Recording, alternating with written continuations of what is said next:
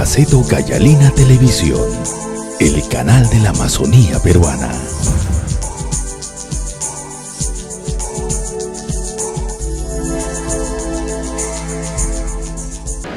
Primero agradecer la entrevista. Es una entrevista que por primera vez se da en vivo, personalmente, ¿no? Siempre más lo que ha ocurrido es publicar mis artículos en Gaceto Cayalina.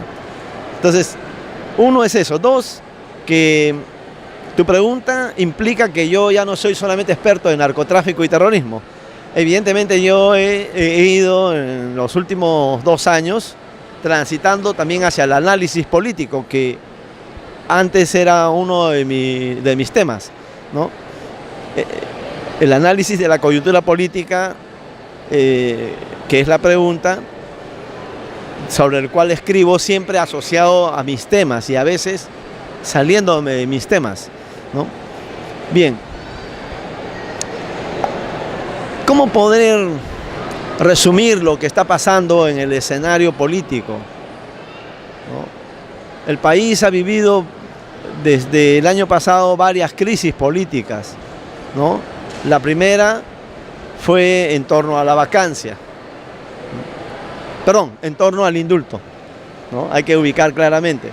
24 de diciembre, ¿no?, se concede el indulto humanitario, que ahora ya está comprobado que fue un producto de un pacto político con un sector del fujimorismo, el kenyismo, como se ha venido a llamar ahora, y detrás de el albertismo, ¿no?, que ha desaparecido en las últimas semanas. Eso marcó una crisis política de tempestades, ¿no?, muy fuertes, que ha producido 5 marchas, ¿no?, 5 movilizaciones nacionales contra este indulto, ¿no?, producto de un pacto. El pacto era que PPK se mantenga en el gobierno, ¿no?, y obviamente frenar a la mototaxi queiquista, ¿no?, que quería la vacancia y a la vez un adelanto de las elecciones, ¿no? Eso implicaba el proyecto de Keiko, ¿no? Y obviamente Kenji lo frena con sus 10 congresistas, que ahora se llaman Avengers, ¿no?, los salvadores, y que de alguna manera se convierte en el prefacio de la división que ahora estamos viendo, que voy a llegar a eso. Esa primera crisis generó una polarización en el país y las 5 marchas que te menciono, ¿no?, y que llegó hasta el 2 de este mes para ser visto en la CIT, ¿no?, en la Corte Interamericana de Derechos Humanos, que debe en algún momento tomar una decisión al respecto. Esa fue la primera crisis. La segunda crisis es tiene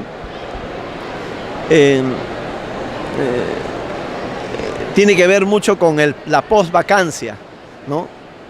Es decir, el fracaso de la vacancia y ahora que algunos sectores han retomado nuevamente el tema de la vacancia presidencial, ¿no?, producto de que se conocen mucho más detalles de las mentiras de PPK, ¿no?, y de los negocios de sus 2 empresas. Al respecto, yo veo que este segundo intento de vacancia, que podría haber configurado un escenario de nueva crisis política, ha caído, ¿no? El día de hoy no han llegado a un acuerdo Nuevo Perú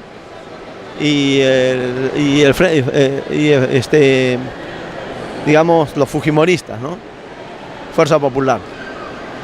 Entonces, pero de todas maneras, la precariedad del gobierno, ¿no?, frente a este conato de una nueva crisis política es cada vez más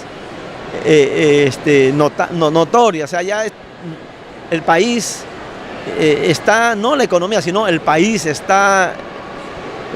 parece en piloto automático. ¿Crees entonces que, por ejemplo, en este caso,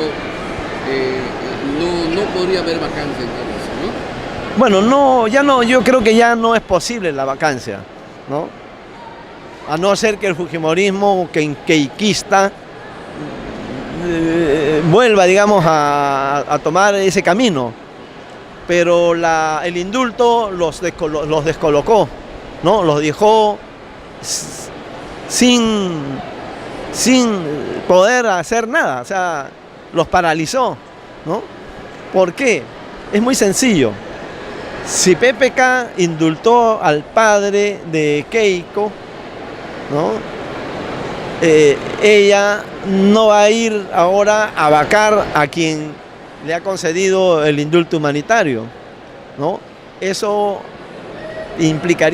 tendría muchas consecuencias políticas en torno a la figura de Keiko, que ya está bastante deteriorada, ¿no? Keiko está asociada al autoritarismo, a la voracidad del poder, a la intolerancia, ¿no?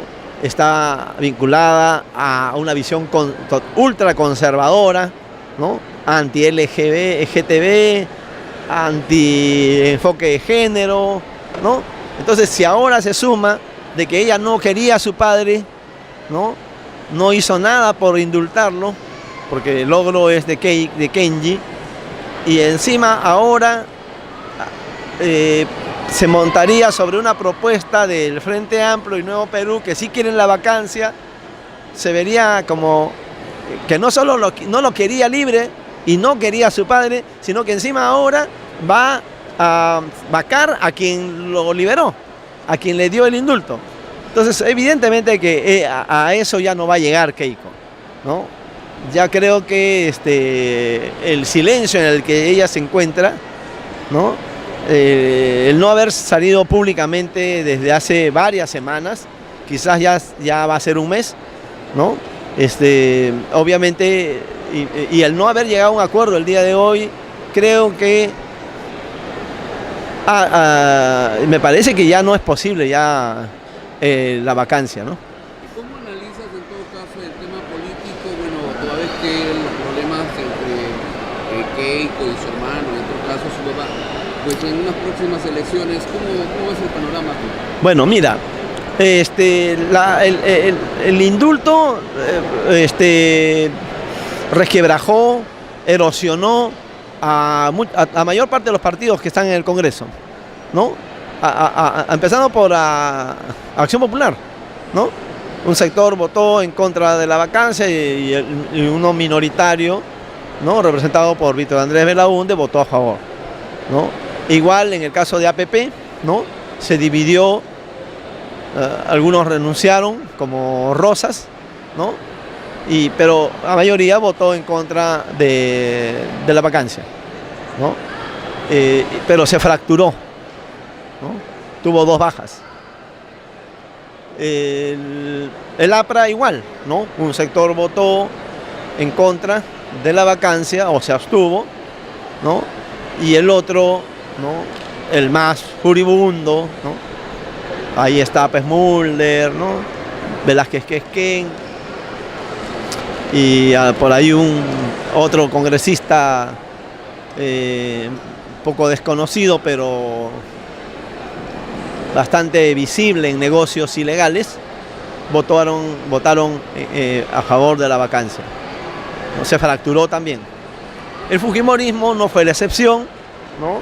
Desde el primer momento aparecía Kenji con 9 congresistas, ya aparecía como una prerruptura, ¿no?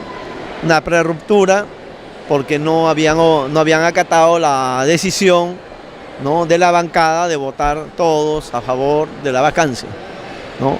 Esta demoró bastante, recién la semana pasada el comité disciplinario de Fuerza Popular tomó la decisión de expulsar a Kenji Fujimori, a Bienvenido Ramírez y a Maritza García, ¿no?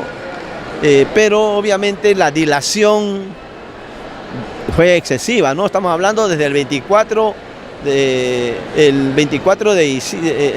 estamos hablando antes del 24 de diciembre, ¿no? Estamos hablando de los primeros días todavía de diciembre, finales de noviembre, cuando se produce esta pretendida vacancia, ¿no? Y recién se rompe hace menos de una semana, ¿no? Entonces, había una prerruptura que no se configuraba todavía como una división, pero ya la semana pasada, cuando se da el Comité de Disciplina de Fuerza Popular, decide expulsar a estos tres en la creencia de que puede retener a alguno de los 9 Avengers, ¿no? O keikistas, o kenyistas, perdón. Recién se configura la ruptura de Fuerza Popular. Bien, ¿qué hay detrás de esta ruptura? Que es muy importante decirlo, ¿no? Yo lo que veo es que la ruptura es real. Eso es lo primero que hay que señalarlo, tener como un punto de partida del análisis, ¿no? No es como parecía una simulación de una ruptura, ¿no? Yo creo que están jugando demasiado a la ruptura, a la expulsión, a que se vayan o nos vamos, ¿no? Pero eso no se puede seguir dilatando tanto, porque si no la gente, como ya salían en Carlín, ¿no? Con un hacha que no iba a cortar la cabeza de Kenji, ¿no? Bien, tuvieron que tomar la decisión drástica, y yo lo que creo es que lo que hay detrás de esto es lo siguiente. Lo que está en juego es el liderazgo del fujimorismo, ¿no? ¿Por qué está en juego el liderazgo? ¿Qué representa Keiko? Keiko representa un liderazgo, ¿no? Que ya está asociado al autoritarismo, ¿no? Está asociado a la voracidad del poder, está asociado a la intolerancia, ¿no? Al conservadurismo, ¿no? Y está asociado también al quiebre institucional, ¿no? Porque eso es lo que estuvo detrás de la vacancia, entendió como un golpe institucional. Entonces, para cierto sector del fujimorismo, ya desde la derrota electoral de la segunda vuelta del 5 de junio del 2016, era claro de que Keiko no podía ya representar al fujimorismo y había que construir un nuevo liderazgo. Un liderazgo fujimorista, democrático, solidario, bondadoso, cariñoso, animalista, pro LGTB, ¿no es cierto?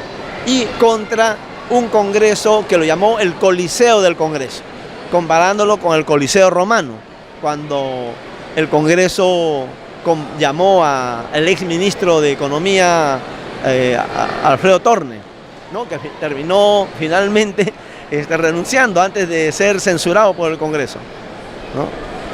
Entonces, yo creo que este liderazgo es Kenji, ¿no?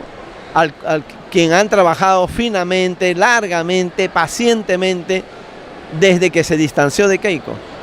El hecho mismo de no haber asistido a la celebración, al día en que Keiko reconocía su derrota, ¿no? Dicho sea de paso, semanas después de haberse producido la misma, y desde el momento en que él empezó a diferenciarse a través de los tweets, a través de los gestos, a través de sus mensajes, de las conferencias y hasta de artículos que publicó en El Comercio y Hildebrand en sus 13, ¿no?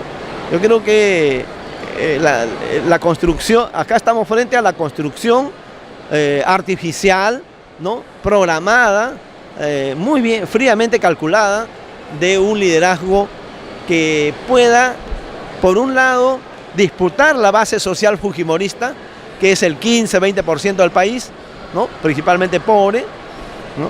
Al que Neira lo llama el pueblo fujimorista, ¿no? Entonces, que pueda disputarle eso a Keiko. Y obviamente le ha salido alguien que sí le puede disputar, porque es el que logró el indulto, es el que se ha mostrado como un hijo que quiere y ama a su padre, por eso se la jugó por el indulto, ¿no? Que algunas veces se les escapa, ¿no? Que se la jugaron por el indulto y aceptando tácitamente que fue un pacto, ¿no? Y este personaje entonces ha sido labrado, ¿no? Está siendo labrado, por un lado, para disputarle la base social que ya estaba en disputa desde antes. Ha habido marchas a favor del indulto. En los días posteriores a la dación del indulto, ha habido una marcha, ¿no?, de unos 5.000 a 7.000 personas aquí en el centro de Lima, siempre con la lógica fujimorista, ¿no?, de buses, alimentos, pasajes, ¿no?, y un estipendio económico, más polos, pitos, etcétera, ¿no? O sea, el fujimorismo nunca va a mover masas como de manera espontánea, ¿no?, o por voluntad propia, ¿no? Entonces esa disputa ya arrancó desde antes del indulto. El indulto fue un objetivo de mediano y largo plazo de Kenji, que en varios momentos incluso falló, ¿no?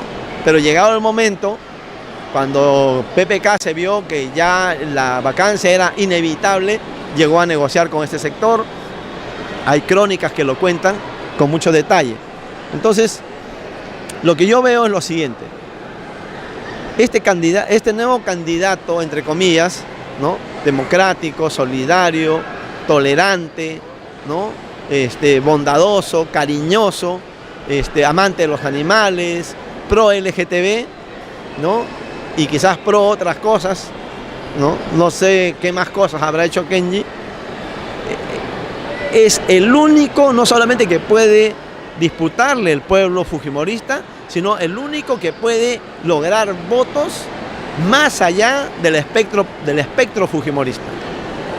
Eso es lo que ahorita está construyéndose en torno a Kenji, porque Kenji era asociado a Puñete. Todo el mundo decía Kenji Puñete, ¿no es cierto?, por los juegos medio zoofílicos que él tuvo con su perro, ¿no? Entonces, ¿cómo hemos podido pasar de Kenji y Puñete a Kenji potencial candidato presidencial? A Kenji con una bancada de 9 congresistas, ¿no? A Kenji que va a buscar un vientre de alquiler político para tener un partido, ¿no? A Kenji que que está peleando por una bancada mixta, ¿no?, recurriendo a un mecanismo que tiene el reglamento del Congreso, ¿no? Entonces, lo que es real, la división es real, pero lo que también es real es que hemos asistido, sin darnos cuenta, a la construcción de un fujimorismo que no es real, que no es realmente democrático, que no es realmente bondadoso, solidario, ni amante de los animales, sino que estamos frente a la construcción experimental de un candidato. Y eso es propio del fujimorismo. Eso es entonces lo que estamos asistiendo. A lo que puede ocurrir entonces después es lo siguiente. Si Keiko cae, se va a ir desplomando, porque eso es más o menos la hipótesis que manejan estos sectores, y yo creo que es real. Yo mismo he escrito un artículo en la que si no ganó el 2016, no va a ganar el 2021, por una elemental aritmética. Los chicos nuevos que salen que ingresan a las universidades o que adquieren ciudadanía con los 18 años, que ejercen derechos civiles y políticos, obviamente necesitan ellos un candidato hecho en laboratorio, un fujimorismo renovado, ¿no es cierto?, capaz de ganar a sectores que no son fujimoristas, ¿no?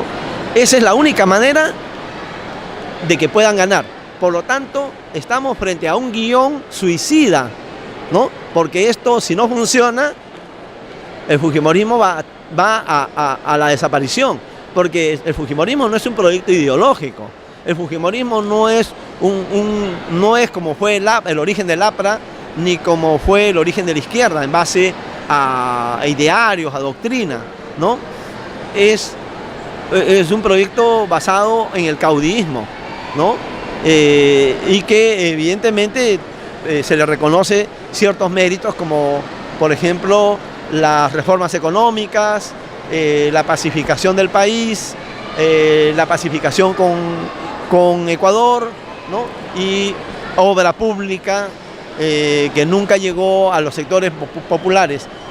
Eso es más o menos lo que es el fujimorismo, que le permite cierta vigencia. En consecuencia, si este experimento no es revelado, lo más probable es que se caiga. Pero es lo único que le queda al fujimorismo realmente para poder tener un candidato que pueda ganar a sectores que Keiko ya no puede ganar, ¿no? Y por lo tanto, desde esa lógica, la disputa entre los hermanos va a ser, más fuerte de lo que estamos viendo ahorita, ¿no? Porque se trata de la disputa de un liderazgo, de la sucesión, ¿no? Ahora, ¿qué papel cumple aquí Alberto Fujimori, ¿no? Todo el mundo vincula por haber cumplido un papel fundamental en el indulto, por haber salido con él, por ser el hijo que más lo visita, por haber publicado el primer selfie con su padre. Todo el mundo vincula que detrás de este experimento kenjista está Alberto Fujimori. Pero el padre está en silencio, ¿no? Porque si él saca más Twitter va a recibir cuestionamientos diciendo, ¿ves? Este señor no está que se muere, sino está haciendo política.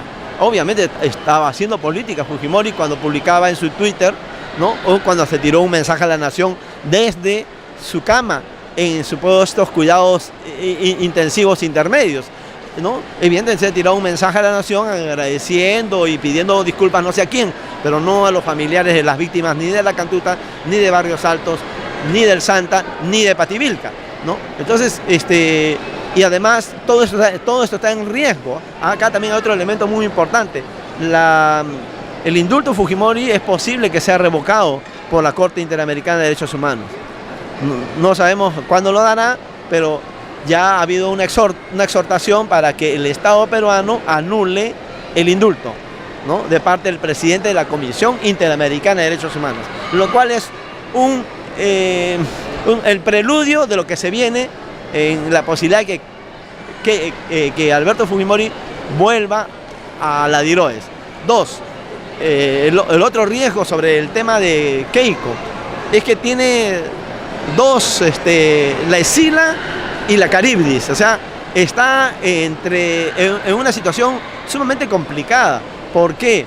Porque por un lado las investigaciones respecto al lavado de activos cada vez más se van cerrando, ¿no?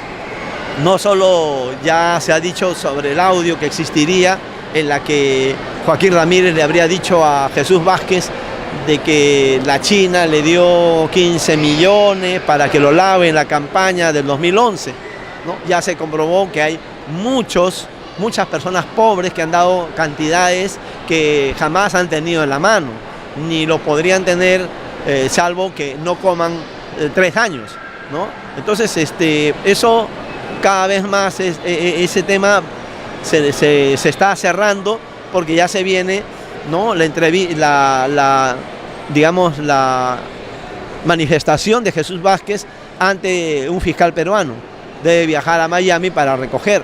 Además, Jesús Vázquez ha agregado muchas más cosas. Por ejemplo, que hay un mall en Miramar, ¿no? Miami, donde habrían 40 y tantas tiendas que pertenecerían a Joaquín Ramírez, ¿no? Y Joaquín Ramírez está investigado junto con Keiko, junto con Fidel Ramírez, ¿no? Y junto con Osías Ramírez, ¿no? Un clan familiar junto con Keiko, ¿no? Y también ha señalado de que hay una casa, ¿no? En Weston de 6 millones de dólares que le pertenecería a Fidel Ramírez. Por primera vez aparece Fidel y Joaquín, dueños de una casa de 6 millones de dólares. Luego ha hablado también de un edificio de más de 14 pisos. En suma, estamos hablando de un imperio, digamos, de bienes inmuebles, ¿no? De propiedades. ¿De dónde salió la plata? Entonces, por el lado de la investigación del lavado de activos, la situación se torna complicada de Keiko, ¿no? Porque este señor ha demostrado que lo han querido sobornar para que cambie de versión, para cambiar su versión anterior por una nueva, ¿no? Con 200 libros, o sea, $200.000, que él mismo lo denunció con audios en la televisión peruana, ¿no? Sí, hay mucho pan que rebanar ahí, en caso de esta parte política. no hay mucho plan que rebanar, sino que yo creo que las cosas como que se van cerrando, ¿no? Veamos el otro lado, el caso Odebrecht. Ya está confirmado de que por testimonio traducido y en audio de Marcelo Odebrecht, el ex CEO de su empresa, que sí le dio plata a Fuerza Popular, a Fuerza 2011, perdón. Y también, no sé si, a Fuerza Popular ya no, porque es 2016, ya había estallado ya el problema. Pero la campaña del 2011 sí es cierta. Y aumentar 500 Keiko, ¿no? Es real. Y que aumentar significa que se habría dado más dinero de lo que ya se le había dado. ¿De cuántos millones estamos hablando? Obviamente aquí estamos hablando, como el propio Marcelo lo dijo, en dólares. Por lo tanto, acá no estamos hablando de cosa pequeña. Y además esa raíz de que le dieron 3 millones a Ollantumala. Entonces, si se enteran que le estamos dando a un candidato antimercado, entonces mejor auméntale, ¿no? Entonces, de repente estamos hablando de 3 millones o de 2,5 millones. Lo real es que ya salió, ya sabemos que Keiko y Fuerza Popular recibieron plata de Odebrecht, ¿no? Y ahora se viene el 27 y 28 de febrero, o sea, este mes, la manifestación mucho más precisa, quien va a corroborar lo que dijo Marcelo, y que es la manifestación de Jorge Barata, quien pidió que no haya ninguna consecuencia punitiva, por decirlo de alguna manera, ¿no? Punitiva, digamos, ni para él, ni para los investigados, ni para la empresa. Y obviamente el Estado peruano ha respondido corporativamente señalando de que no va a haber, que él es un colaborador eficaz. Y la colaboración, ¿no? Como se llama en Brasil, delación premiada. Así es una delación premiada, ¿no? En consecuencia, las cosas para Keiko y también para Alan y también para Ollanta, también para PPK, ¿no? Alan García, AG, se complica, ¿no? Claro, el abanico aquí es mucho más amplio, ¿no? Con lo que se viene, con lo que va a decir Jorge Barata, porque Jorge Barata ya tienen un rol de preguntas. Entonces, veámoslo esto a la luz de la división. ¿Quién es la candidatura que ya no da más? Es la de Keiko, ¿no? Con lo de investigación por lavado. Y Odebrecht, ella es la candidatura que está así. Y eso se ve en las encuestas, ¿no? Sé que por ahí también puede haber una ayudita a Kenji, ¿no? Pero ya él ya le pasó en las 3 encuestas que se han presentado. En consecuencia, es real lo que estoy diciendo. La de Kenji ha sido fabricado, ¿no? Es una candidatura construida, pero a la vez donde se están jugando el destino del fujimorismo, ¿no? Es, en ese sentido, un guión suicida, pero a la vez de resurrección y de salvataje. No le queda otra cosa al fujimorismo, y eso es lo que Keiko no entiende, porque evidentemente Keiko no lo va a entender nunca, porque ella se considera la candidata natural del fujimorismo, y institucionalmente Fuerza Popular se adhiere a su candidatura. Pero en política lo que mandan son los votos, ¿no? Y yo recojo las palabras de mi amigo, no mi amigo, pero sí de Francisco Durán, un sociólogo muy respetado, quien me dijo una frase que no lo he escuchado no lo he leído en ninguno de sus artículos, que los políticos siguen a la plata y los empresarios que tienen la plata siguen a los votos. Muy bien, si ya Kenji está en ascenso y ya pasó en las encuestas que se han conocido a Keiko, en consecuencia estamos asistiendo, ¿no?, a la precancelación de Keiko Fujimori como una candidata que le dé el triunfo al fujimorismo. Y estamos frente a la fabricación y ascenso de una candidatura, ¿no? Digamos, sobre la nada, ¿no? Un chico que nadie sabía que escribía. Estoy seguro que hasta sus artículos se lo escriben otros, ¿no? Él no prosa, él no escribe un párrafo, es ágrafo.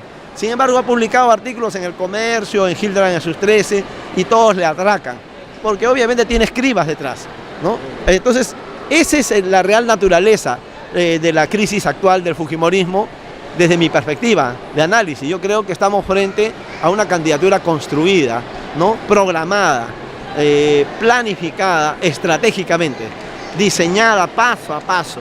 Hasta los tweets están bien escritos, hasta los tweets cogen ciertos elementos, por ejemplo, como los Avengers, ¿no? Que tienen que ver con los chibolos. O sea, él está jugando con los de su edad y con los que van a ser mayores de 18 el 2021, para llegar a esa porción juvenil que no llega a Keiko, ¿no? Por su edad, por generacionalmente ser mayor. Entonces, estamos frente a algo bastante sofisticado, ¿no es cierto?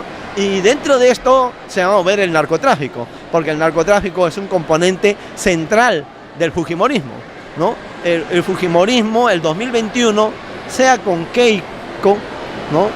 Que marcharía a una derrota inevitable, o Kenji, que podría, todavía no tenemos claro, pero sus pretensiones son de romper el gueto fujimorista, ¿no? Romper ese polo en el que se mueven, ¿no? Y obtener votos de otro lado. Los dos van a representar, desde mi punto de vista, la posibilidad de que el Perú se convierta en un narcoestado. Eso no cambia, porque esencialmente son lo mismo. Gaceta Ucayalina Televisión, el canal de la Amazonía peruana.